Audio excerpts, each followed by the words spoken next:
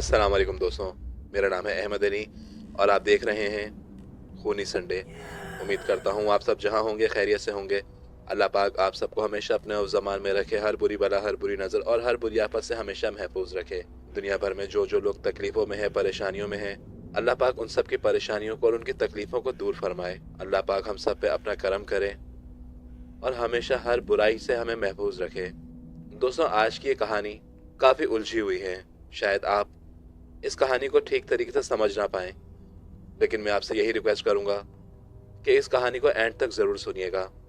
हो सकता है आपको इस कहानी का असल मकसद आखिर में समझ में आए। लेकिन मौजू का आगाज करने से पहले आप सबसे रिक्वेस्ट करूंगा कि एक बार आयतल कुर्सी जरूर पढ़िएगा।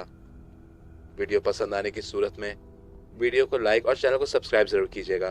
और अगर आप में से हमसे कोई अपना वाकया शेयर करना चाहे तो डिस्क्रिप्शन में दिए गए नंबर के जरिए आप हमसे रब्ता कर सकते हैं। रात के 12:03 हो रहे थे और स्टूडियो के अंदर लाल लाइट जल चुकी थी और हर तरफ खामोशी ही खामोशी छाई हुई थी।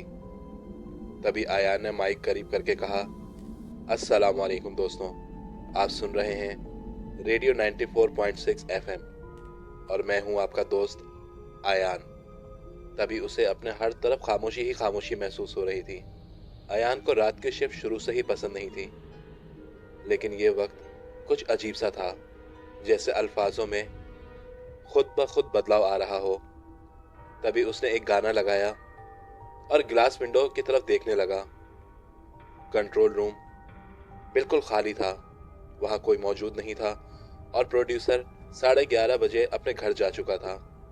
उस वक्त पूरा स्टूडियो खाली था। तभी अचानक से फोन बजा। अयान ने स्क्रीन पर नजर डाली तो वहां पे एक अननोन नंबर शो हो रहा था। उसने एक हल्की सी सांस ली और कॉल उठाई। कॉल उठाते ही उसने कहा, हेलो, आप लाइव आ रहे हैं। लेकिन दूसरी तरफ बिल्कुल खामोशी थी और कुछ देर के बाद एक बच्चे की आवाज आई, बिल्कुल धीमी, जैसे उस आवाज में काफी दर्द हो। उसने कहा, अंकल। उसकी आवाज सुन के अयान एकदम सीधा बैठ गया। अयान ने उससे काफी मासूमियत से पूछा, हाँ बेटा, आपने रेडियो पर कॉल की है, आपका नाम क्या है? थोड़ी देर तक सिर्फ सांस लेने की आवाज आ रही थी। फिर बच्चे ने कहा, अंकल, मेरी अम्मी कमरे में बंद हैं। अयान ने हंसकर सिचुएशन को संभालने की कोशिश की और कहा, बेटा प्रैंक मत करो। तभी उस बच्चे ने कहा, अंकल, दरवाजा बाहर से बंद है। और उस बच्चे की आवाज अयान के कानों में काफी तेजी से चुभी, क्योंकि इस आवाज में कोई मजाक नहीं लग रहा था। इसमें एक खौफ, एक डर और एक बेचैनी थी। तभी अयान ने कहा, बेटा आप कहाँ हो? बच्चे ने कहा, मैं अपने घर में हूँ। अयान को लगा कि शायद वाकई में कोई परेशानी में है। उसने कहा, बेटा आप मुझे अपना एड्रेस बता सकते हो?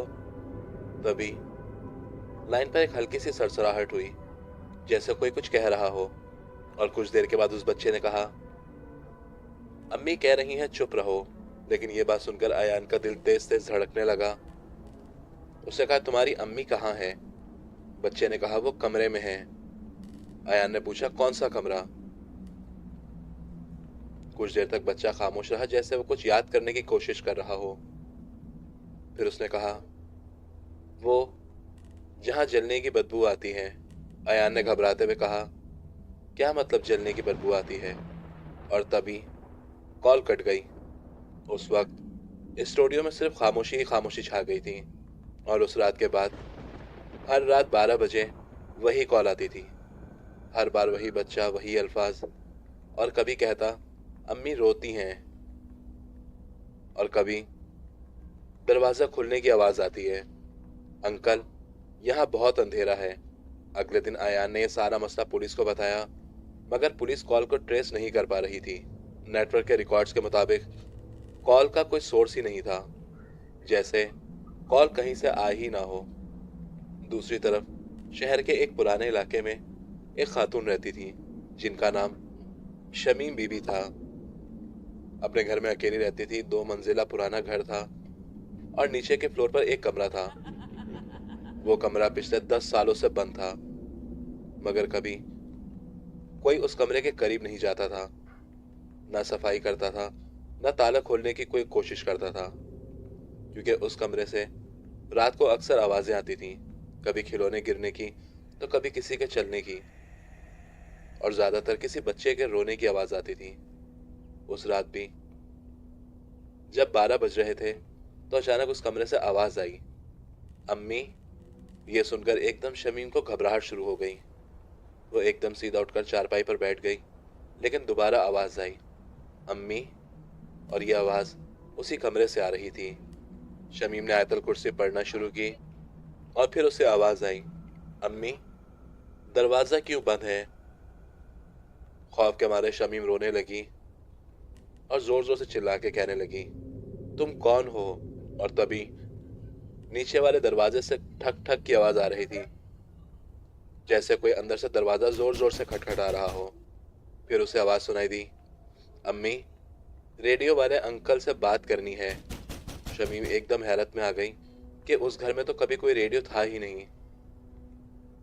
उस रात रेडियो स्टेशन में अयान ने माइक पर कहा, बेटा, आप जो भी हो, क्या आप मुझे सुन रहे हो? प्लीज घबराओ मत, मैं आपकी मदद करना चाहता हूँ। और तभी दोबारा उसी नंबर से कॉल आई। उसने कहा, अंकल, आप घर आ जाओ। अयान ने कहा, कौन सा घर? बच्चे ने धीमी आवाज में हंसते हुए कहा, जहां आप बैठे हो। और उसके बाद स्टूडियो की लाइट जलने और बुझने लगी। अयान ने पीछे मुड़कर देखा तो गिलास विंडो पर उसे अपना रिफ्लेक्शन नजर नहीं आ रहा था। उस रात अयान ने फैसला किया कि वो ये स्टूडियो छोड़ देगा। गिलास विंडो के पार जो उसने देखा वो कोई मजाक नहीं था। अपनी परछाई का ना होना ये कोई छोटी बात नहीं है। तभी उसने माइक बंद किया, हेडफोन उतारे और सीधा दरवाजे की तरफ बढ़ा। दरवाजा खोलने की कोशिश की तो दरवाजा नहीं खुल रहा था। उसने गुस्से से कहा, यह क्या बकवास है? उसने काफी जोर लगाया। तभी उसे अपने पीछे से आवाज आई, अंकल, जल्दी आ जाएं। ये आवाज सुनकर अयान का एकदम गला सूख सा गया था। वो धीरे धीरे पीछे मुड़ा तो स्टूडियो का माहौल बिल्कुल बदल चुका था। दीवार पर जो नए पोस्टर लगाए गए थे, अब उनकी जगह कुछ जले हुए कागज के टुकड़े थे, जिनसे हल्की हल्की राख गिर रही थी और हवा में कुछ जलने की बदबू आ रही थी। उसने अपनी कलाई को जोर से पकड़ा और कहा, यह कोई सपना है। लेकिन जब उसे दर्द महसूस हुआ तो उसे यकीन आया कि यह कोई सपना नहीं है। और दूसरी तरफ शमीम बेगम ने अपने घर में यह फैसला किया कि अब वो नीचे वाले कमरे के पास जाएगी और देखेगी कि वहां क्या है। 10 साल से उस कमरे का ताला नहीं खुला था।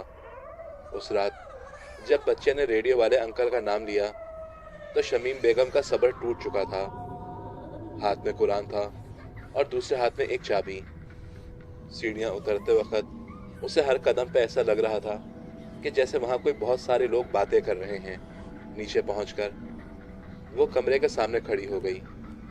दरवाजा अब भी वही था, बिल्कुल काला और जला हुआ, और बीच में लॉक। लेकिन लॉक पहले से ही खुला हुआ था और उसने अंदर झांका तो वहां कोई नहीं था। उसने खुद को तसल्ली दी कि यह सब कुछ एक वहम है। जैसे ही उसने दरवाजे को धक्का दिया तो अंदर से एक हवा का तेज झोंका बाहर की तरफ आया और फिर रेडियो चलने की आवाज सुनाई देने लगी, जैसे अंदर कोई रेडियो चला रहा हो। शमीम बेगम खौफ के मारे इधर उधर देख रही थी। उसे ऐसा महसूस हो रहा था कि जैसे वो किसी रेडियो स्टेशन में खड़ी हुई है।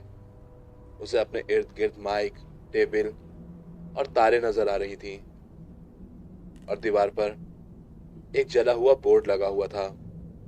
उसने घबराते हुए कहा, यह सब यहां कैसे आया? उसके मुंह से सिर्फ यही अल्फाज निकला था।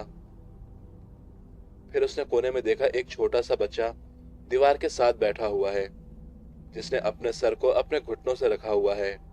शमीम आगे बढ़ते हुए कहने लगी, बेटा। बच्चे ने सर उठाया और उसका चेहरा बिल्कुल जला हुआ था। आंखें काली थी और आवाज बिल्कुल वही थी। उसने कहा, अम्मी, आप लेट हो चुकी हो, खौफ का आलम इतना था कि शमीम चीख भी नहीं पा रही थी। दूसरी तरफ अयान कुछ पुरानी फाइल्स का राज जानना चाहता था। अगली सुबह अयान ने सीधा स्टेशन के एक्टिव रूम का रुख किया, जहां पर कुछ पुराने कैसेट्स और टेप रखे हुए थे। उसने एक रजिस्टर खोला जिसमें 10 साल पहले रेडियो 94.6 एफएम का शो रिकॉर्ड लिखा हुआ था। वो देखकर अयान का सर एकदम घूमने लगा था। उसने कहा, यह नहीं हो सकता है, मैं यहाँ सिर्फ 2 साल से हूँ। उसने जैसे ही अगला पेज पलटा तो उस पे इंसिडेंट रिपोर्ट लिखी हुई थी। डेट 24 अगस्त, टाइम 12:17, जिसमें एक इलेक्ट्रिकल शॉर्ट का रीजन लिखा हुआ था। और उसके बाद रिजल्ट में लिखा हुआ था स्टूडियो फायर। लेकिन जब रिमार्क्स को उसने चेक किए तो उसमें साफ लिखा हुआ था कि इस हादसे में एक होस्ट और उसका एक बेटा मौके पर ही जान बहक हो चुके थे। अयान ने अपना नाम दोबारा देखा, अयान खान, बच्चे का नाम अली अयान। यह देखकर उसकी सांस रुक सी गई थी। उसने खुद से कहा, मैं शादीशुदा नहीं हूं तो बेटा कैसे हो सकता है। तब उसके फोन पर एक नोटिफिकेशन आया जिसमें इनकमिंग कॉल थी, अननोन नंबर। उसने कॉल उठाई तो सामने वही आवाज थी। बच्चे ने कहा, अब याद आया अंकल। ऐसा लग रहा था कि जैसे अयान के सामने एक मूवी चल रही है। आगे स्टूडियो, एक छोटा सा बच्चा जो चीख रहा था और वो चिल्लाते हुए यही कह रहा था, कोई मेरे अब्बू को बचा लो। अब अयान को सब कुछ याद आ चुका था। वो रात स्टूडियो बिल्कुल खाली था। उसको जल्दी घर जाना था क्योंकि उसका बेटा काफी जिद कर रहा था। उसने अपने बेटे को उठाया और वहां से जाने लगा। लेकिन उस रात पता नहीं कैसे दरवाजा जाम हो चुका था और तभी अचानक उस कमरे में आग लग चुकी थी। और फिर वो बच्चा चिल्लाते हुए यही कह रहा था, अब्बू मुझे क्यों जला रहे हो। और उसके बाद सिर्फ चीखें ही चीखें रह गई थी। शमीम बेगम ने उस कमरे में रखे हुए रेडियो को बंद किया और उसका प्लग निकालकर, बैटरी निकालकर रेडियो को बाहर फेंक दिया। लेकिन हैरत की बात यह थी कि उस रेडियो में से अब भी आवाजें आ रही थी, अम्मी मुझे बचा लो। शमीम का जिस्म एकदम कांपने लगा क्योंकि अब वो सच जान चुकी थी। ये घर घर नहीं था, ये एक याद थी, एक जली हुई याद जो कभी खत्म नहीं हुई। उसने कुरान बंद किया और आंसू पोंछ लिए और फिर नीचे वाले कमरे की तरफ जाने लगी। लेकिन इस बार दरवाजा खुला हुआ था। वो ये जानना चाहती थी कि ये घर और रेडियो स्टेशन दोनों एक ही क्यों है। शमीम जैसे ही कमरे में दाखिल हुई तो वो घर का कमरा नहीं था।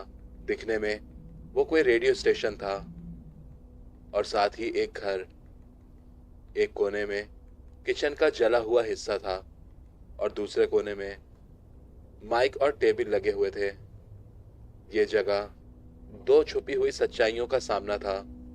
अली बीच में खड़ा हुआ था और वो यही कह रहा था, आपने हमें नहीं बचाया। शमीम के होंठ कांपने लगे। उसके दिमाग में एक अजीब सी वाइब्रेशन होने लगी। आग और बहुत सारे लोगों का भागना और उन भागम दौड़ में काफी ज्यादा चीखो पुकार। तभी अली ने धीमी आवाज में कहा, इसलिए आप बच गईं। ये सुनकर शमीम जमीन पर बैठ गई। मुझे माफ कर दो।